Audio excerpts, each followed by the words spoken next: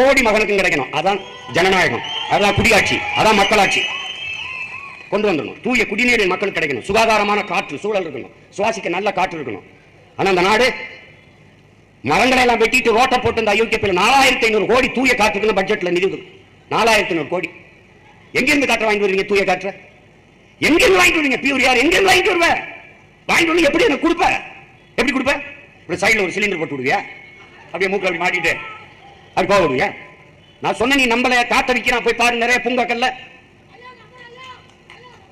காத்த விற்கிறான், காத்த வித்துக்கிட்டு இருக்கான். தண்ணீரை விற்பான்னு நீ நினைச்சியா? தண்ணீரை விற்பான்னு நினைச்சியா?